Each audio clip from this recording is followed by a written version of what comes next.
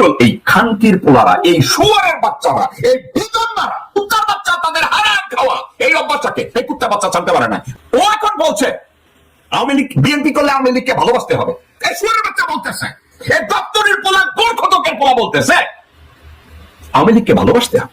91 সাল থেকে আজ অবধি যত অপশাসন, দুর্নীতি, চুরি, গুম, খুন, চাঁদাবাজি যা কিছু হয়েছে তার বেনিফিশিয়ারি এই কুত্তা বাচ্চা, দপ্তরের ছেলে। যে দপ্তরের ছেলে, খানকির ছেলে বলে পুরা শাহজাহানপুর নাকি ওর বাপের। দপ্তরের চাকরি কইরা আর কবর খুইদা আর পুরি বেচা কেউ যদি পুরা শাহজাহানপুরের মালিক হয়, শুয়ারের বাচ্চা তোরে কি কেউ 2 আর 2 4 যোগ শিখাইছে?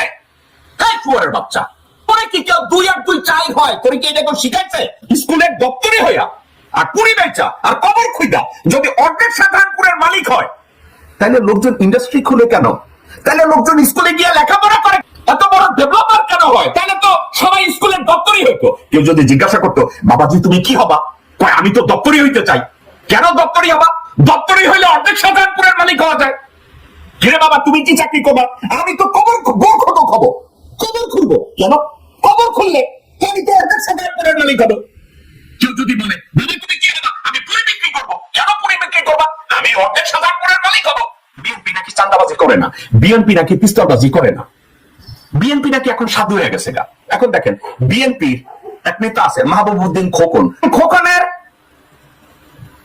আনকাটা পিস্তল লইয়া পকেটে ঢুকায় আর হিন্দিতে গান গায় মুঝে মারো। ওর মতো লোক পিস্তল পকেটে লয় আর কয় মুঝে মারো। আমার তো মনে হয় ওকে ওর ইনভাইট করতেছে মোর গোয়া মারো। এই শুয়ারের বাচ্চারা খুঁজে বের করা পুলিশ কেন এখনো গ্রেফতার করে নাই? মাহবুবউদ্দিন খোকনরে কেন গ্রেফতার করা হয় নাই? এ ধরনের লোকজনকে তারা পালে। কে পালে? বিএনপি। এবং টকশোতে যারা যায়, টকশোতে গিয়া তারা রাজনৈতিক কথা বলে, রাইট? এই মুহূর্তে বিএনপি 8 থেকে 10 জন বিএনপি সর্বোচ্চ নেতা আছে যারা পুরো দলটাকে জিম্মি করে রেখেছে। এই 8 থেকে 10 জন নেতা বিএনপিকে খোকলা করে দিচ্ছে। এই 8 থেকে 10 জন নেতা বেগম জিয়াকে হাজতে ঢুকিয়েছে। এই 8 থেকে 10 জন নেতা বিএনপির মূল নীতিগুলোকে একের পর এক ধ্বংস করে বিএনপিকে দল হিসাবে একটা বিধবা মহিলায় রূপান্তরিত করেছে। এখানে অগ্রণী ভূমিকা কে পালন করেছে? মির্জা ফখরুল ইসলাম আলমগীর, মির্জা আব্বাস, আব্দুল আওয়াল মিন্টু, আমির খুসরো মাহমুদ চৌধুরী, ইকবাল হোসেন টুকু, সালাউদ্দিন।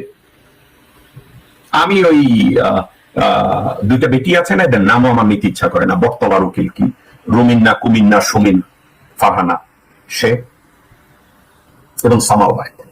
আমি কারো নামের মধ্যে বাদ দিছি কিনা হয়তো নামগুলো আবার টানবো।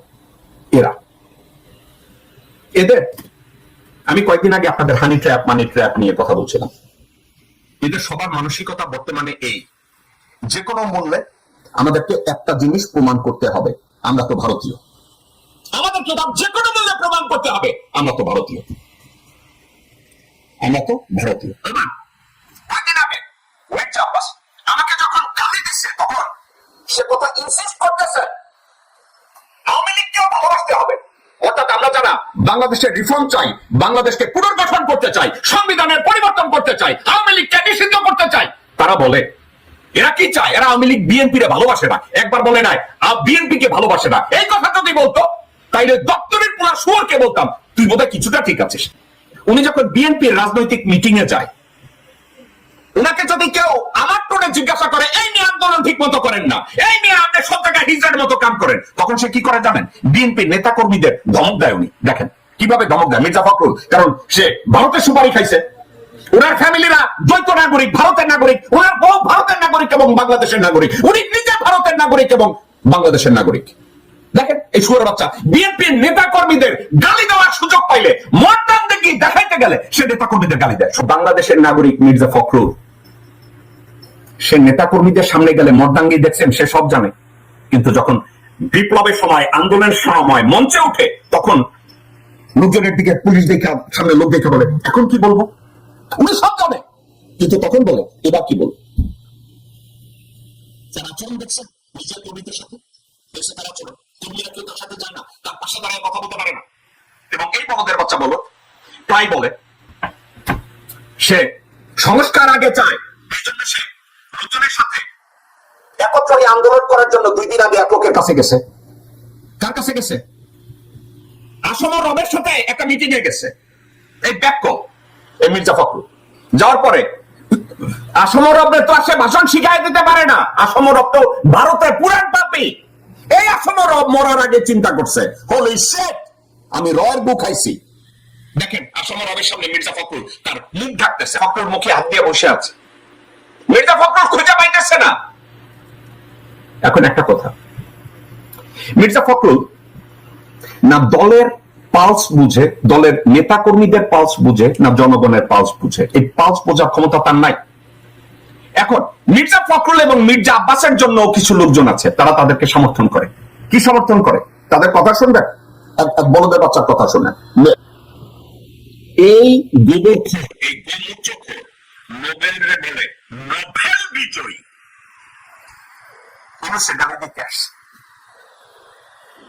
এ ধরনের শুয়ারের বাচ্চারা মির্জা ফখরুলের পিছনে দাঁড়ায়, এ ধরনের শুয়ারের বাচ্চারা মির্জা আব্বাসের পাশে দাঁড়ায়, এ ধরনের শুয়ারের বাচ্চারা আব্দুল আওয়াল মিন্টু, তাবিত আউয়াল, মির্জা আব্বাস তাদের পাশে দাঁড়ায়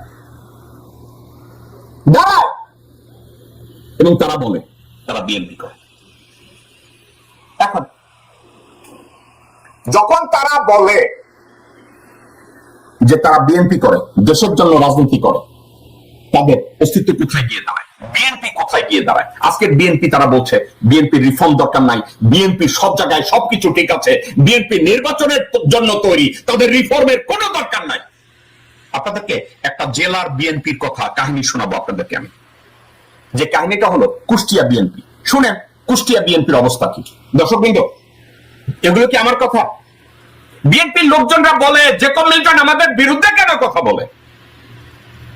যারা চিন্তা করে আমি বিএনপির বিরুদ্ধে কথা বলছি, অ্যাগেইন আপনাদেরকে আমি একটা কথা বুঝাই দর্শকবৃন্দ, আমি যখন মির্জা আব্বাসের 14 গোষ্ঠী উদ্ধার করি, আমি যখন মির্জা ফখরুলের 14 গোষ্ঠী উদ্ধার করি, আমি যখন সামাও বায়েদের 14 গোষ্ঠী উদ্ধার করি, আমি যখন আব্দুল আউয়াল মিন্টু, তাবিত আউয়াল, সাদেক হোসেন খোকা, ইশাক তাদের 14 গোষ্ঠী উদ্ধার করি, সালাউদ্দিনের 14 গোষ্ঠী উদ্ধার করি, আমি বিএনপির 14 গোষ্ঠী উদ্ধার করি না। আমি বিএনপিকে জঞ্জাল মুক্ত করার জন্য যাদেরকে গালি দেই, এসব জঞ্জালরা যতক্ষণ পর্যন্ত বিএনপিতে বসে লোকজনদেরকে বলবে এই কথা, তখন পর্যন্ত বলবে আমরা তো ভারতীয়, এই খামকির ছেলেদের জুতা পেটা করে বিএনপি থেকে বের করতে হবে।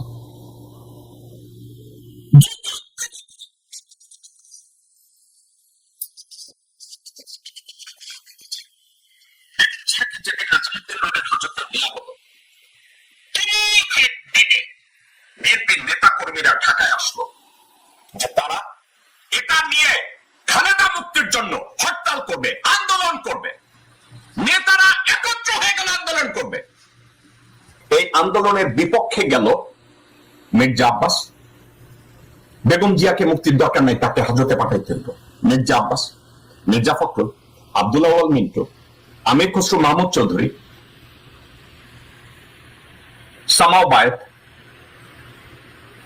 একত্র হয়ে সাদেক হোসেন খোকা, তার ছেলে ইশাক, না সাদেক হোসেন খোকা তখন জীবিত ছিল কিনা জানি না, বা তার ছেলে ইশাক এবং অন্যান্য লোকজনরা তারা বলল কোনো আন্দোলন নাই, আন্দোলন করতে দেয়া হবে না।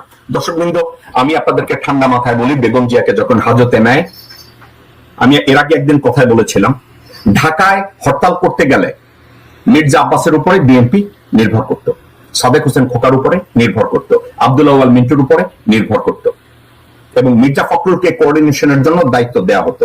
মোহাম্মদ সালাম নামের বিএনপির আরেক নেতাকেও দায়িত্ব দেওয়া হতো। আপনাদেরকে ঠান্ডা মাথায় বলি, এরা সবাই বেগম জিয়াকে বিট্রে করলেন, বললেন কোন আন্দোলন হবে না। নেতা কর্মীরা ফুঁসে উঠলো।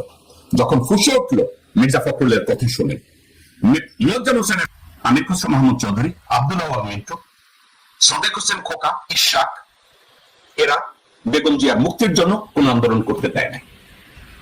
বলছে আমরা হরতালের জন্য লোকজন দেব না, বলছে আমরা ঢাকায় এই হরতালের জন্য যত খরচাপাতি হয় সেটা দেব না, তারা দেয় না। এই আন্দোলনগুলো তাদেরকে দিয়ে করতে দেয় না।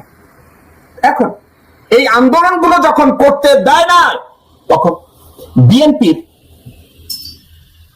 লোকজনরা যখন কান্নাকাটি করে এখন বলে যে আমরা তো চেষ্টা করেছি আন্দোলন করতে, আমরা তো চেষ্টা করেছি, আমরা খুব আন্দোলন করে এই করেছি সেই করেছি, এবং তারা টকশোতে গিয়ে বলে বিএনপি আন্দোলন করেছে, বিএনপি এই করেছে, বিএনপি সেই করেছে, বলছে না তাদের এই কথা? ঠিক আছে, তারা বলছে, একদিকে বলছে তারা সবকিছু করছে এবং পরবর্তীতে বলে যে আমরা এটা করছি ওইটা করছি। কিন্তু মির্জা ফখরুল নিজে আবার অ্যাডমিট করেছে যে আমরা আন্দোলন করি নাই, আন্দোলনের মধ্যে যাই নাই, সাবজেক্টেই। এখন এটা নিয়ে যখন টকশো করতে গেছে বিএনপির এমপি হারুন, তখন টকশো বেগম জিয়া নিজে চেয়েছেন ৭২-এর সংবিধানকে চুড়ে ফেলে দিতে। মির্জা ফখরুল তা চায় না, মির্জা আব্বাস তা চায় না, জেনারেল ওয়াকারুজ্জামান এটা চায় না, আব্দুল আওয়াল মিন্টু এটা চায় না। এখন বেগম জিয়া চায় ৭২-এর সংবিধান ফলাই দিতে, তাহলে বেগম জিয়া তাইলে জিম্মি, তার সে একটা জিনিস চায়, তার দলের লোকজন চায় না। বেগম জিয়া চান না চুপ্পু রাষ্ট্রপতির বঙ্গভবনে বসে থাকুক, কিন্তু মির্জা ফখরুল চায়। মির্জা ফখরুল, মির্জা আব্বাস, আব্দুল আওয়াল মিন্টু, ইশরাক এরা একত্র হয়ে বেগম জিয়া উইশের বিরোধিতা করে। বেগম জিয়া যেটা চায় সেটা তারা চায় না। তাহলে কি বিএনপির মধ্যে ঐক্য নাই, বিএনপির নেতৃত্ব এফেক্টিভ নাই, বিএনপির নেতৃত্ব এককভাবে সিদ্ধান্ত নিতে ব্যর্থ হচ্ছে। তাহলে বিএনপিকে নিয়ন্ত্রণ করছে কারা? কারা বিএনপিকে নিয়ন্ত্রণ করছে?